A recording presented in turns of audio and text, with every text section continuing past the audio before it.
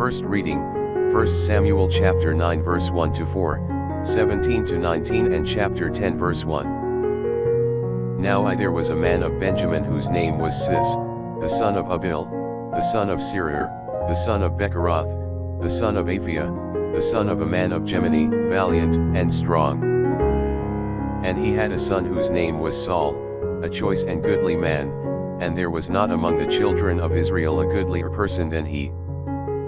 From his shoulders and upward he appeared above all the people. And the asses of Cis, Saul's father, were lost, and Cis said to his son Saul, "Take one of the servants with thee, and arise, go, and seek the asses." And when they had passed through Mount Ephraim, and through the land of Salisah, and had not found them, they passed also through the land of Salim, and they were not there, and through the land of Gemini, and found them not. And when Samuel saw Saul, the Lord said to him, "Behold the man, of whom I spoke to thee, this man shall reign over my people." And Saul came to Samuel in the midst of the gate and said, "Tell me, I pray thee, where is the house of the seer?" And Samuel answered Saul, saying, "I am the seer, go up before me to the high place, that you may eat with me today, and I will let thee go in the morning, and tell thee all that is in thy heart." And Samuel took a little vial of oil and poured it upon his head, and kissed him, and said, "Behold, the Lord hath anointed thee to be prince over his inheritance, and thou shalt deliver his people out of the hands of their enemies, that are round about them. And this shall be a sign unto thee, that God hath anointed thee to be prince."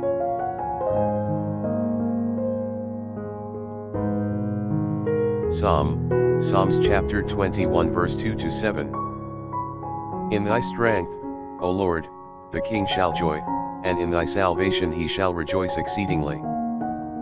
Thou hast given him his heart's desire, and hast not withholden from him the will of his lips. For thou hast prevented him with blessings of sweetness, thou hast set on his head a crown of precious stones. He asked life of thee, and thou hast given him length of days forever and ever. His glory is great in thy salvation, glory and great beauty shalt thou lay upon him. For thou shalt give him to be a blessing forever and ever, thou shalt make him joyful in gladness with thy countenance.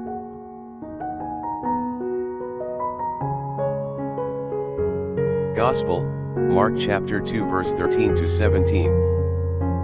And he went forth again to the seaside, and all the multitude came to him, and he taught them.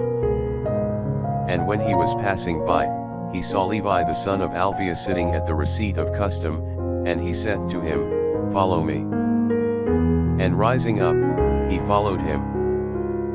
And it came to pass, that as he sat at meat in his house, many publicans and sinners sat down together with Jesus and his disciples. For they were many, who also followed him.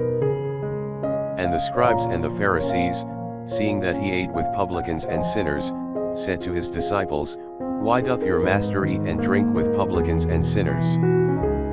Jesus hearing this, saith to them, "They that are well have no need of a physician, but they that are sick. For I came not to call the just, but sinners."